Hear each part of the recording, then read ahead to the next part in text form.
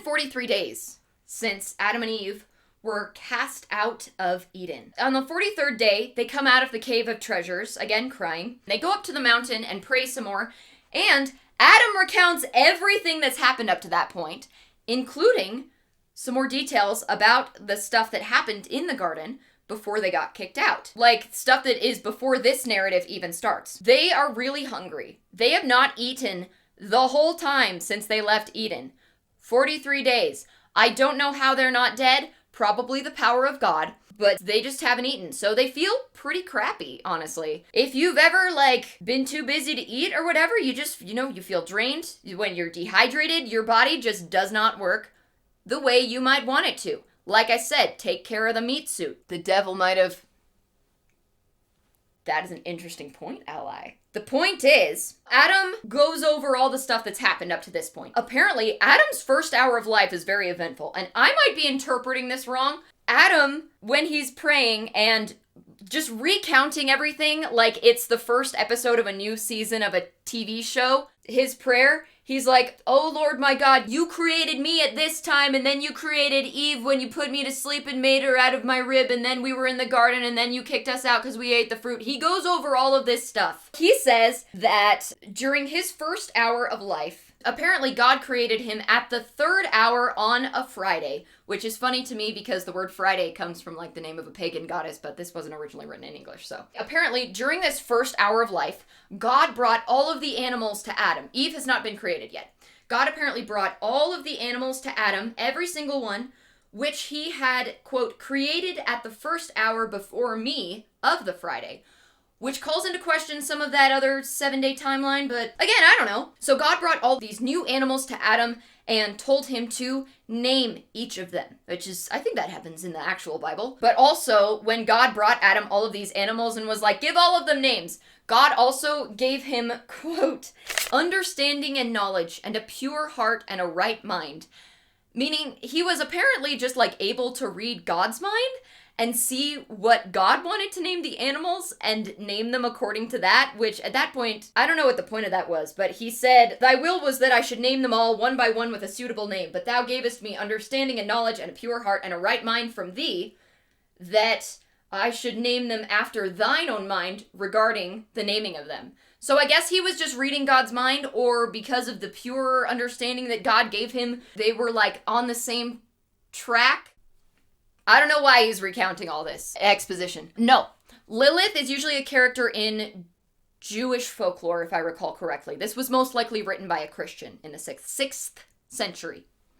Friday is, yes, Good Friday. Adam recounts all this stuff, and right then, apparently, was when God told Adam not to eat of the tree, the tree of knowledge of good and evil, and not even to go near it. And God also gave him dominion over all the animals, full control over the animals.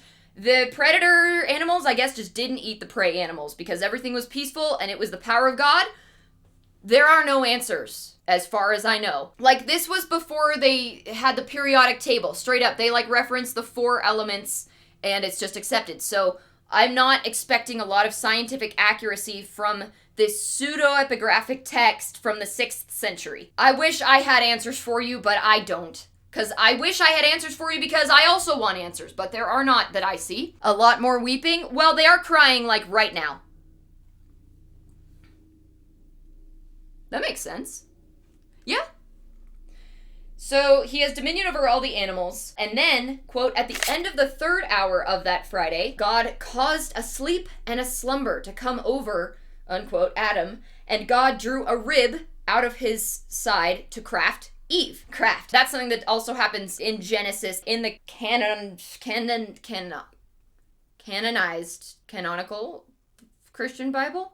And a lot of people still believe that, men have one fewer rib than women, which is not true. So he puts Adam to sleep, general anesthesia, divine edition, I guess, and crafts Eve out of a rib. And then Adam woke up and said, "This is bone of my bones and flesh of my flesh. Henceforth she shall be called woman, because she was taken out of man." Which is not really the real etymology of woman, but again, this wasn't written in English, and also, I don't know if this dude feels gender equality. It's the 6th century. In the course of this prayer, Adam is still praying. recounting everything that has happened since he was literally created. This is still just 3 hours into his life. Not even 3 hours, like 1 hour into his life that God put him to sleep and made Eve. And he's like, you know, God, it was really nice of you to put me to sleep for that.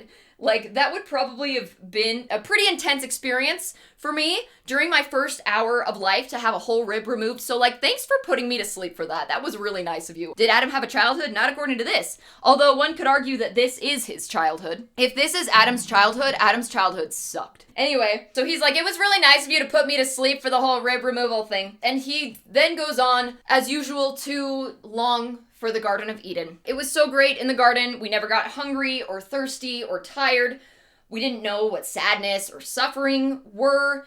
And now, because we ate the fruit, we are experiencing sadness and suffering and misery, and it sucks. We haven't eaten or drunk anything since we left the garden, and now we feel like absolute garbage. Because if you don't eat or drink anything for 43 days, well, you'll either be dead or miserable, unless you're in the Garden of Eden, apparently. And so he's like, God, could you, like, get us some fruit from the garden? I know we're not allowed to go back in there. Like, we won't go back in. We don't want to break that rule. But, like, can we just have some fruit? I feel like if we go in there again, you're going to, quote, wipe us off the face of the earth. So we won't go back in there. Could you just give us some fruit so that we stop being hungry and thirsty? You just give some fruit and water. Turns out, yeah, they weren't fasting to show their commitment when they were praying for days and days and days.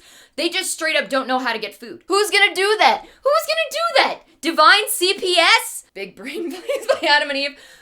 I mean, they are basically children. They're 43 days old. God sees them crying and in pain on the mountain and sends the word of God to be like, yeah, guys, you really messed up. You shouldn't have done that. And then, while the word is talking to Adam and Eve and telling them how much they messed up, God talks to the cherub, because he got a fiery sword. That's been enough so far to deter them. One time they did stare longingly at the garden for a while, and the cherub glared at them so hard that they fell down and died from fear.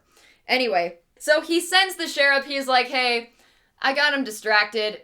Can you go into the garden and get some fruit for them? Ooh, get figs from the tree that they used leaves from to cover their nakedness when they realized they were naked. And the cherub does. He goes to bring Adam and Eve the figs, but because his sword of fire and such would, like, hurt them, he can't get near them, so he just has to chuck them at them. It's kind of a twist, though, because Adam and Eve see the cherub and they're like, flaming sword, scary. It used to be that the angels trembled before Adam, but now Adam is afraid of the angels. Because now he's mortal, because he transgressed. But they get their figs, and they see the figs, and they're like, these are definitely from the tree that we used to cover our nakedness and hide in. There's still some trauma there. So they see these figs that are definitely from the tree that they used leaves from to hide in when they realized they were naked. And Adam's like, we can't eat these. What if it brings more punishment? Like, the last time we ate fruit, it ruined everything and all of humanity. What if we get punished again for eating these? So they just don't eat them because they're scared. And instead, Adam prays and he's like, hey, God, we've been, like, really suffering for the last 43 days. Is that 43 days not enough punishment for our 1 hour of transgression? Also, according to this prayer, it seems that their transgression was in the 6th hour of the Friday they were born.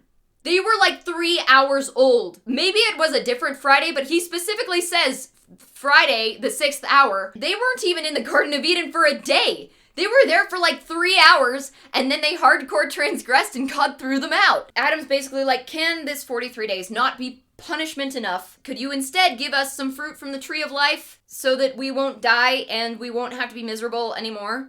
And God is like, absolutely not. Not until that covenant is fulfilled.